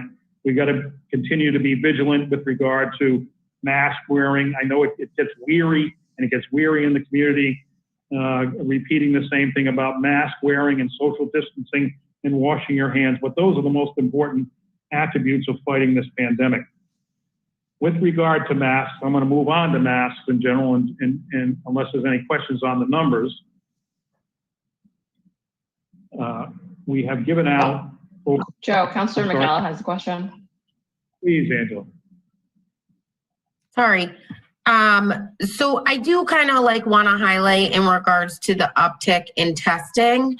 And I almost kind of see that as a positive in terms of us being more hypervigilant and making sure that we're, that I think, that our community as individuals are being hypervigilant about accessing, healthcare and making sure that, that they're frequenting the testing piece. And although, there's discrepancies between whether it's 168 cases and 152 cases, I guess my question is, do we know exactly, what type of trend? So is it, is it the workers? Is it a certain neighborhood? Is it, Like, I do don't we? know. I don't know. I have no information with regard to that. And when I was talking about the increase in testing, Salve has come back, and they are robustly testing their students as they've come in. They've tested, as I said, 2,500 students, and that I'm not making a relation to those 14 cases. I don't know where those 14 cases are coming from, nor do I know where the week before the 8 came from, nor the 11 the week before. We knew something like this was going to happen because of Labor Day, for example, and the warnings that about social gatherings and things like that. And what I'm also reflecting on is that Dr. Scott mentioned the word business today in her presence, and just stressing that businesses themselves have to be, offices or whatever, have to be vigilant in terms of the only methods that we have to combat the pandemic, and that is mask wearing, social distancing, and hand washing. So I don't have the granular information that I desire, and I haven't had that throughout this entire pandemic. I can only point out to you that the number that's reported today to us, the increase of 14 cases, to me, is distressing, as are the numbers in the last couple of weeks. So we just can't, I guess, we just can't let down our guard. I think the city of Newport has done pretty well in preaching what we need to preach and pushing out masks, but I'm simply stressing to the council, and I know I don't really have to stress it to you, but those that are listening in the media, that they have access to the need for continued vigilance. This thing is not going away. And if you look at the national media, Anthony Fauci and all the experts are saying it's going to be a rough fall. It's going to be a rough winter. So I just don't want to get into the worst. The word that I don't like is complacency. We just got to be vigilant. That's all. I don't have the granular data, Angela. And I just, well, in understanding, the importance that our data kind of guides how we're going to continue to flatten the curve. I mean, I think too, I think I'm also asking, is there something that us as the council should be considering or to try to help expedite this? Because we know, again, if weeks go by and we can't possibly target where the issues are happening, I mean, this is where, it could easily become out of control. And so I guess those are my thoughts, and quite frankly too, from the DOH, I just feel like that's not good enough, for them not to, it's not good enough to not know, because again, our data really drives what type of decision that we've got to make for the future. And, this is about protecting our residents. And I feel like that is super critical. And, I'd be happy, whatever recommendations that you think, if you think that the council could do something more, I'd be open to doing it. Yeah, I really agree, Angela, that, Rhode has to give us more information. Like, obviously they can't tell us, Joe Smith from Jones Street has COVID-19, but they can help us understand where the updates are coming from and how, which areas of town or areas of the economy or whatever we want to be more fixated on and really push outreach to. Right. And what's the point of, tracer methodology if we can't use it? So there's that. If I could jump in, as Donald Trump would say, one reason we have so many cases is because we're doing so much testing. The percentage of Newporters that have been tested is 30%. That's one of the highest percentages in the state. But another way of looking at it, we rank 25th or 26th of the 39 cities and towns with respect to our rate of COVID cases. We're not doing a bad job, but Joe's right. We need to be aware of what's happening recently. Joe, I want to just suggest, have you looked into what the impact of the 2401 zip code is? The you know, they're getting a certain number of cases, and that's basically Costas Harbor Island, the Navy base. Is that having some impact on our numbers? I mean, Justin, I think I think the 2401, I'll check it before I go home this evening, but all the zip codes are reported on the chart, public chart. I think, is 2401 reported? I don't know. I think it is. It is. They have 10 cases. That doesn't add up to the 160, to the 174, but it does add some of that in. Sure, that may be the explanation.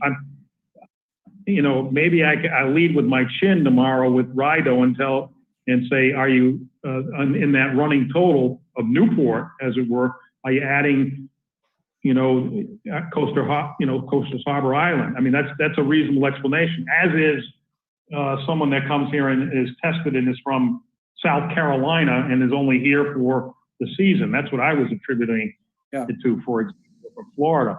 I just would like to provide to you some clarity, and each week I indicate to the council the discrepancies, and maybe we are getting, they did have, if I recall correctly, there was an issue a month and a half ago with regard to some of the naps coming in, if I recall correctly.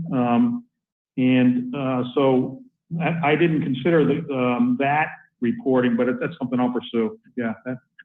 Well, and Joe, I think that you're right that as the number of tests given increases, the numbers of positive will increase. And when you look at the percentage of positives out of those who were tested, our percentages have stayed pretty steady, which is obviously good. But I still think it would be beneficial to know where the pockets of upticks are, even if our percentage is still holding steady. Yeah, and there may not be an easy answer here because it's not a dramatic comparatively to some of the places that have problems. It's not a great number, but in terms of where we have been all summer, it's a distressing number. It's almost like that Mike Tyson comment about Mike Tyson said, we had a good plan, or my opponent has a good plan. I know some of you heard this I went to take the opportunity to use it. My opponent has a good plan until I punch him in the face. Well, I thought we kind of had a good thought process here in the community, but then 14 cases kind of feels like that punch in the face, quite frankly. So, Jamie, if I could just follow up on one point. I know somebody who was looking to do a COVID test on Labor Day, and they tried to get an appointment at the Urgent Care Center in Middletown, and they were booked until Wednesday. I just wonder what impact we're having, because there were so many people in town. Just as an anecdote, the traffic to get out of Maine on Labor Day was 21 miles long. There are a lot of people in Newport in August and Labor Day weekend. If they go get a test like that and they say, well, I'm in Newport, how carefully do they check to find out, yeah, you're in Newport, but you're actually from New Jersey or from Massachusetts, and whether we're getting credit for people who actually don't live here. Or in fact, another way of looking at it is, then our population isn't 24,000, it's closer to 40,000.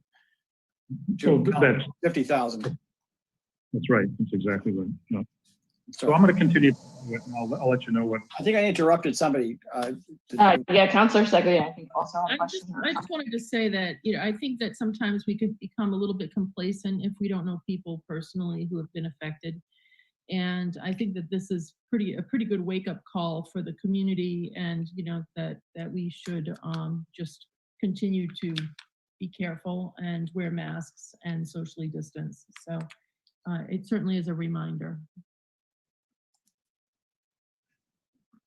Thank you. I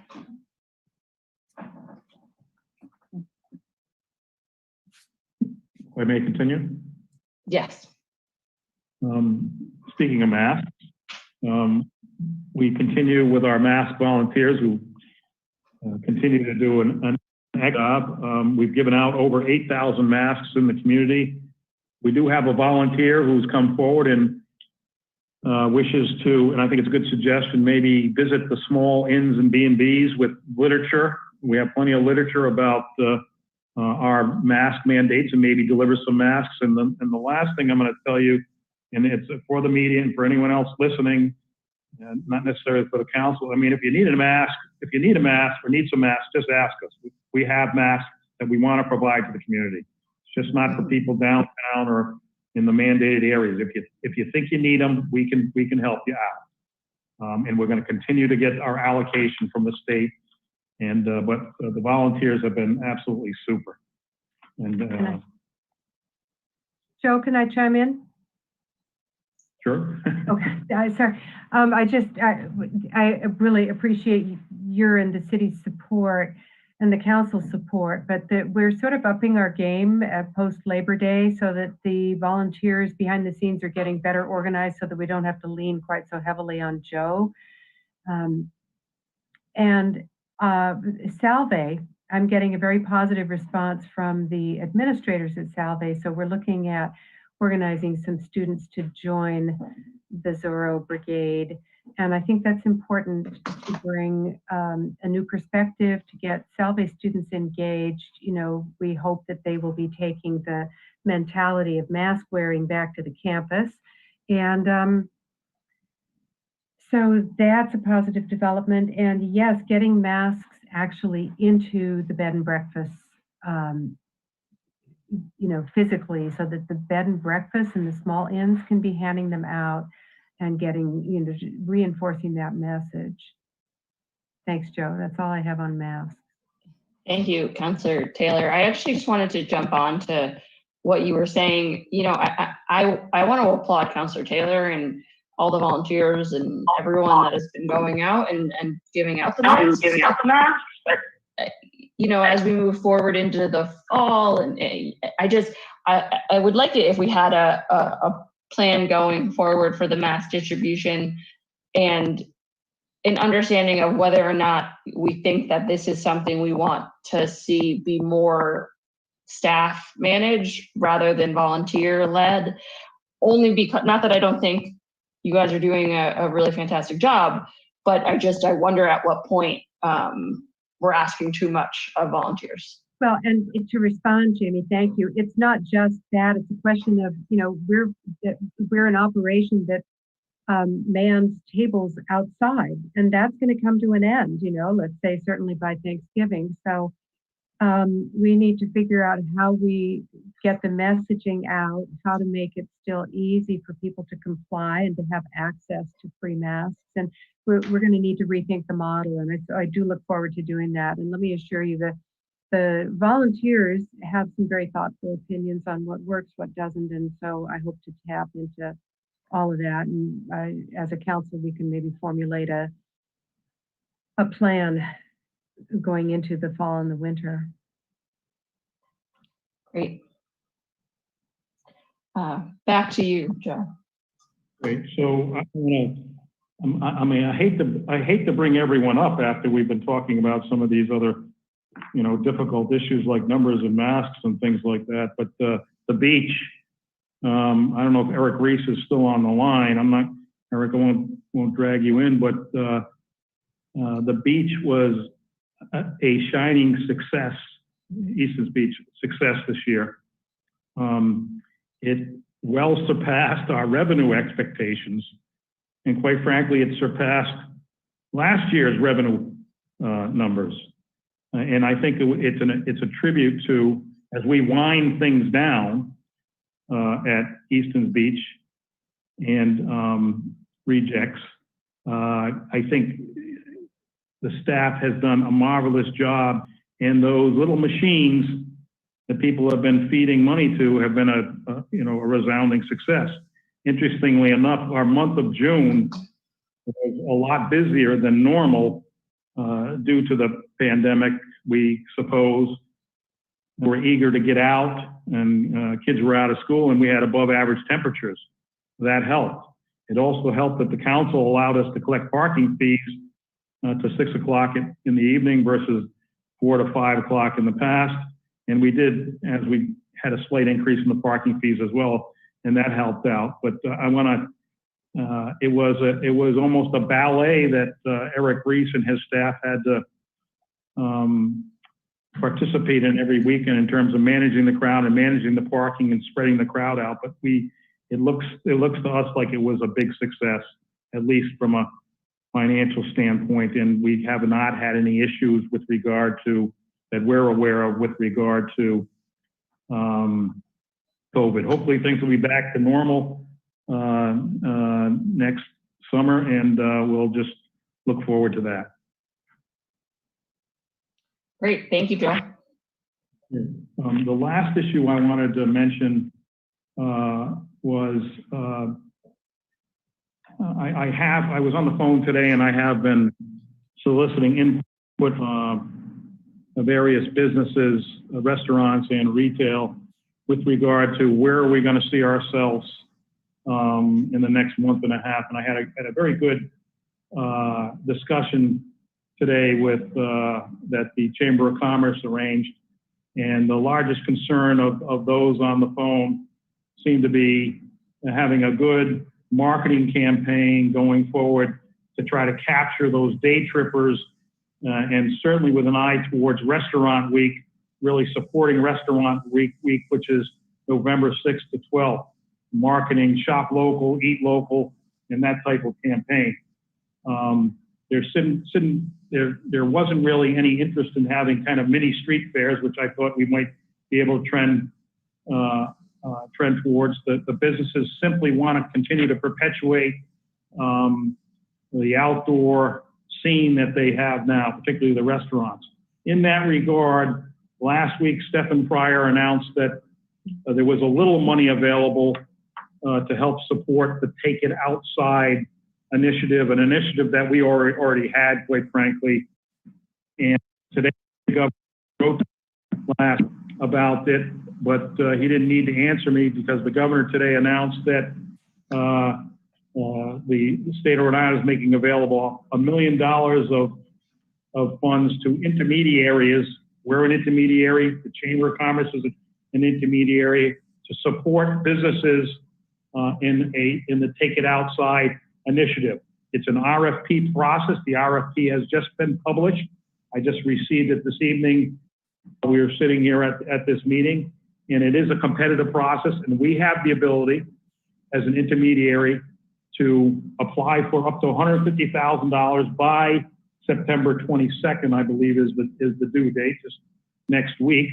And that would be support local businesses in things such as, heat lamps, lighting, tents, marketing matters. And there's a whole list of things in the RFP that I haven't had a chance to look at, but to try to support the businesses in that Take It Outside initiative. Now, again, it's only available to intermediaries. It's not available directly to any business. So we would have to apply for it, or in partnership with the Chamber of Commerce, apply for it. They could apply for it separately, but we are limited to the max is $150,000. And I hope that I'm going to talk with Erin Donovan Boyle tomorrow of the Chamber, and we're going to collaborate and see what we can do with regard to getting our hands on some of that money. It'll be a good program, and I think we can work with the business further in perpetuating what they have now. And I guess we just knock on wood and just hope that we have as someone said, an Indian winter, and that the season will extend and they can extend themselves. They have asked, a number of businesses have asked, how long can we stay outside? Because up in Boston, for example, there was a sunset on outdoor restaurant activity that the governor, I think the mayor, has just allowed to be extended. I have indicated to the restaurants and to others that are outside that, as long as you can take it, we can take it. So hopefully we'll have a mild fall and a mild start of the winter to help out these businesses. They've all said, quite frankly, that they've had a good season, but they are worried about the early winter. And that's all I have this evening. Thank you, If I Joe. may, Councilor Taylor. Thank you. Yeah, I still have been talking with business owners who are anxious about having to move things back indoors or would like to have more outdoor space than they do now. And I was excited to hear about this grant, the request for proposals to apply for the grants. And yeah, I think I'd really like to see Newport go for this. I think that we could get, if you don't mind my saying so, some more attractive barricades than the ones that we have up on Broadway now. And I mean, I think we need to anticipate that we're going to be in this possibly through the spring. And I think heaters are a great idea.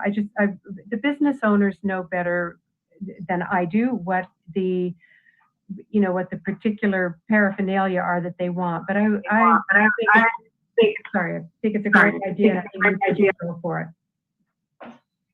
Thank you, Susan. Councilor Taylor. Is there any further comment on the council? Anyone else from the council who would like to be heard? Great. Hearing none, I make a motion that we adjourn. Second. There's a motion and a second to adjourn. I will hold the roll call vote. Councilor Sedgley? Aye. Councilor Leonard? Aye. Councilor McCalla? Aye. Councilor McLaughlin? Aye. Councilor Napolitano?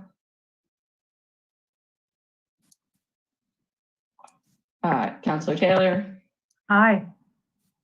Mayor Bova? Aye. The motion passes. I was an aye, Jamie. I thought so, and I that you just were having muting issues because I know there's been a couple drop-ins tonight. Thank you, everyone. Thank you. Justin, I was just going to ask you, where'd the fire